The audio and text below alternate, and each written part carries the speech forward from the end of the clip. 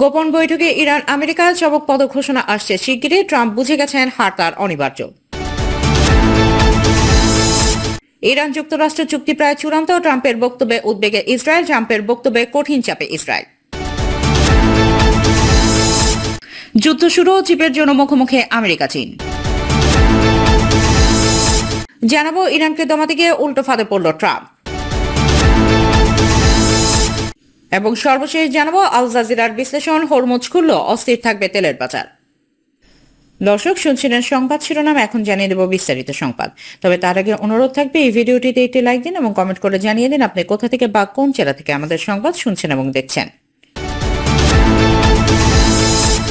পশ্চিম এশিয়ার বুকে ধিকে ধিকে করে জ্বলতে থাকা যুদ্ধের আগুন কি তবে এবার সত্যিই নিভে যাবে, নাকি এটি কেবলই এক সাময়িক স্বস্তি? বিশ্ব রাজনীতি আর অর্থনীতির গতিপথ বদলে দেওয়া এক রুদ্ধশ্বাস পরিস্থিতির মাঝে অবশেষে কি কিছুটা নমনীয় হচ্ছে ওয়াশিংটন আর তেহরান? ফাইন্যান্সিয়াল টাইমসের এক বিস্ফোরক রিপোর্টে এখন বিশ্বজুড়ে তোলপাড়। সেখানে দাবি করা হচ্ছে যুক্তরাষ্ট্র ও ইরান যুদ্ধবিরতির মেয়াদ আরও 60 দিন বাড়ানোর দোরগোড়ায়।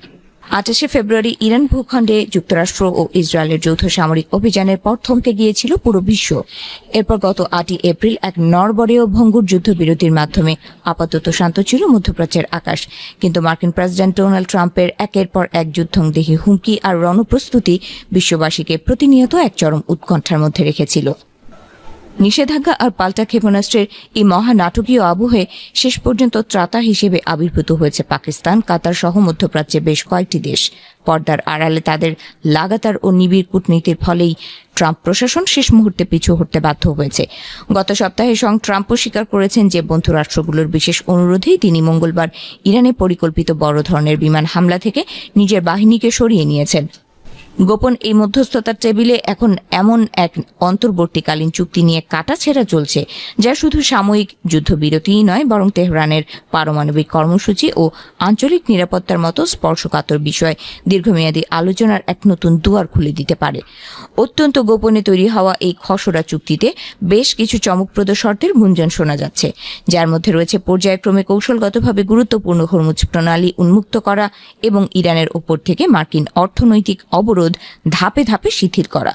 তবে এই শান্তির পথ মোটেও মসৃণ নয়, কারণ মূল বিরোধের কেন্দ্রে রয়েছে তেহরানের উচ্চমাত্রার সমৃদ্ধ ইউরেনিয়াম।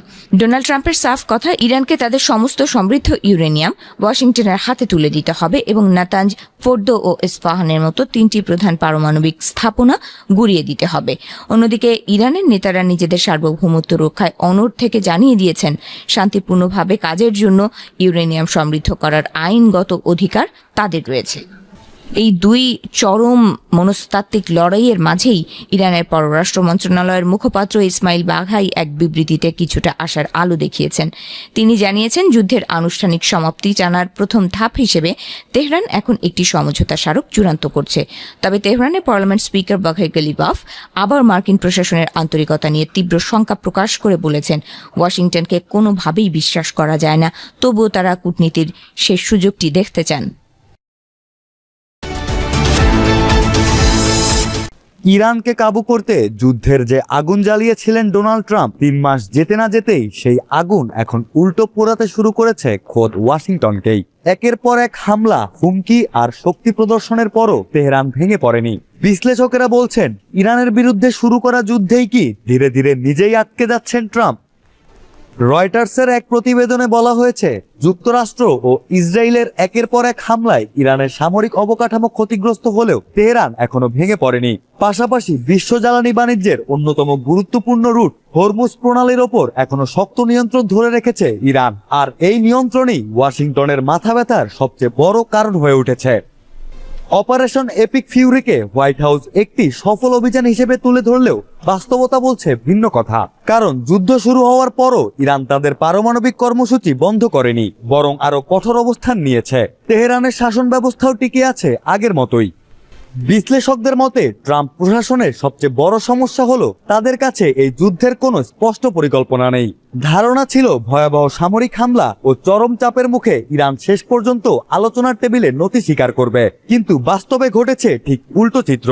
ইরানের কট্টরপন্থী গোষ্ঠীগুলো এখন আরো শক্ত অবস্থানে চলে গেছে এবং তারা প্রকাশ্যেই যুক্তরাষ্ট্রকে দীর্ঘযুদ্ধের হুঁশিয়ারি দিচ্ছে। এদিকে যুদ্ধের প্রভাব পড়তে শুরু করেছে যুক্তরাষ্ট্রের ভেতরেও। জ্বালানির দাম বাড়ছে, অর্থনৈতিক চাপ বাড়ছে। ধীরে ধীরে ট্রাম্পের বিপক্ষে যেতে শুরু করেছে যুক্তরাষ্ট্রের জনগণ। কংগ্রেস নির্বাচন সামনে রেখে এই যুদ্ধ এখন রাজনৈতিক ঝুঁকিতেও পরিণত হচ্ছে রিপাবলিকানদের জন্য। শুধু তাই নয়, ইউরোপীয় মিত্রদের সঙ্গেও দূরত্ব বাড়ছে ওয়াশিংটনের। ফ্রান্স ও জার্মানি সহ কয়েকটি দেশ ইতোমধ্যেই যুদ্ধ দীর্ঘায়িত হওয়া নিয়ে উদ্বেগ জানিয়েছে। অন্যদিকে চীন ও রাশিয়া পরিস্থিতিকে নিজেদের কৌশলগত সুবিধায় ব্যবহার করছে। বিশেষ করে বেইজিং এখন নিজেকে স্থিতিশীলতার পক্ষের শক্তি হিসেবে তুলে ধরার চেষ্টা করছে, যা যুক্তরাষ্ট্রের জন্য নতুন কূটনৈতিক চ্যালেঞ্জ তৈরি করছে। সমালোচকদের মতে ট্রাম্পের চাপ দিয়ে ভাঙার নীতি এবার বড় পরীক্ষার মুখে পড়েছে। কারণ ইরান শুধু সামরিকভাবে টিকে নেই, বরং পুরো সংঘাতকে এমন এক দীর্ঘমেয়াদী যুদ্ধে পরিণত করেছে যেখানে সময় যত যাবে চাপ তত বাড়বে ওয়াশিংটনের ওপরেই।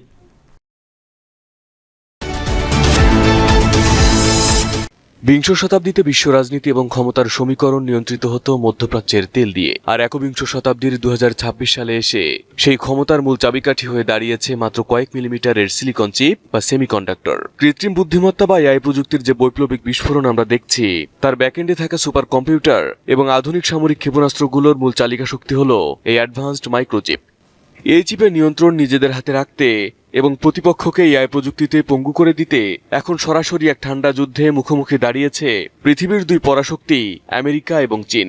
বিশ্লেষকরা বলছেন এই লড়াই কেবল দুটি দেশের বাণিজ্যিক যুদ্ধ নয়, বরং এটি ভবিষ্যতের পৃথিবীর একচ্ছত্র রাজত্ব কার হাতে থাকবে তা নির্ধারণের যুদ্ধ। এই চিপ যুদ্ধের সবচেয়ে জটিল এবং বিপজ্জনক কেন্দ্রবিন্দু হল তাইওয়ান নামের একটি ছোট্ট দ্বীপ। প্রযুক্তি দুনিয়ার সবচেয়ে বড় সত্য হল এআই এবং সুপার কম্পিউটারে ব্যবহৃত পৃথিবীর প্রায় 90% বেশি আল্ট্রা অ্যাডভান্স চিপ তৈরি হয় তাইওয়ানের একটি মাত্র কোম্পানিতে, যার নাম Taiwan semiconductor manufacturing company TSMC। আজই নিন রবি ওয়াইফাই আর কুইজ খেলে প্রতি সপ্তাহে জিতেন টিভি। আমেরিকা যদি কোনো কারণে দ্বীপের চিপ সরবরাহ থেকে বিচ্ছিন্ন হয়ে পড়ে, তবে তাদের পুরো সিলিকন ভ্যালি সামরিক প্রযুক্তি এবং এআই গবেষণায় স্থবির হয়ে যাবে। অন্যদিকে চীনও তাদের নিজস্ব চিপ ডিজাইন এবং এআই এর উন্নতির জন্য এই প্রযুক্তির উপর গভীরভাবে নির্ভরশীল। এ কারণেই বেইজিং যে কোনো মূল্যে তাইওয়ানের ওপর নিয়ন্ত্রণ প্রতিষ্ঠা করতে চায়, আর ওয়াশিংটন তাদের পুরো সামরিক শক্তি দিয়ে তাইওয়ানকে আগলে রেখেছে, যা যে কোনো মুহূর্তে একটি বড় আন্তর্জাতিক সামরিক সংঘাতের ঝুঁকি তৈরি করছে। আমেরিকা ইতিমধ্যে চীনের এআই ও চিপ শিল্পকে ধ্বংস করতে ইতিহাসের সবচেয়ে কঠোর নিষেধাজ্ঞা বা চিপ স্যাংশন জারি করেছে। মার্কিন প্রযুক্তিতে তৈরি যে কোনো অ্যাডভান্সড এআই চিপ বা চিপ তৈরির মেশিন, যেমন ডাচ কোম্পানি ASML এর লিথোগ্রাফি মেশিন, যেন কোনোভাবেই চীনে না পৌঁছাতে পারে, তার জন্য বিশ্বব্যাপী এক অদৃশ্য দেয়াল তুলে দিয়েছে পেন্টাগন।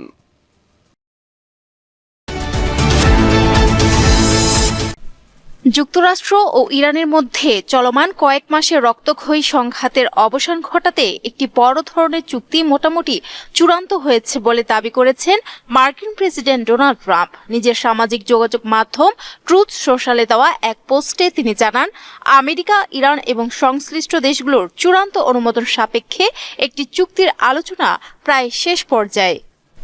তবে তেহরানের পক্ষ থেকে ট্রাম্পের এই দাবি পুরোপুরি মেনে নেওয়া হয়নি। বিশেষ করে কৌশলগতভাবে অত্যন্ত গুরুত্বপূর্ণ হরমুজ প্রণালীর নিয়ন্ত্রণ নিয়ে দুই পক্ষের মধ্যে স্পষ্ট দ্বিমত রয়ে গেছে। মার্কিন সংবাদ মাধ্যম এক্সিওস জানিয়েছে, খসড়া চুক্তিটি মূলত 60 দিনের একটি যুদ্ধবিরতি বাড়ানোর প্রস্তাব। এর সম্ভাব্য শর্ত অনুযায়ী আন্তর্জাতিক জ্বালানি সরবরাহের প্রধান রুট হরমুজ প্রণালী ধাপে ধাপে পুনরায় উন্মুক্ত করা হবে। ওয়াশিংটন ইরানের ওপর থেকে মার্কিন বন্দর অবরোধ তুলে নেবে এবং মুক্তভাবে তেল বিক্রির সুযোগ দিতে সাময়িকভাবে নিষেধাজ্ঞা প্রত্যাহার করবে।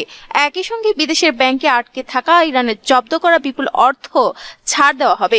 এছাড়া অতিমাত্রা সমৃদ্ধ ইউরেনিয়াম মজুদ সহ পরমাণু কর্মসূচির অমীমাংসিত বিষয়গুলো সমাধানের জন্য অন্তত 30 দিনের সময়সীমা নির্ধারণ করে আলোচনা চালিয়ে যাওয়ার প্রস্তাব করা হয়েছে।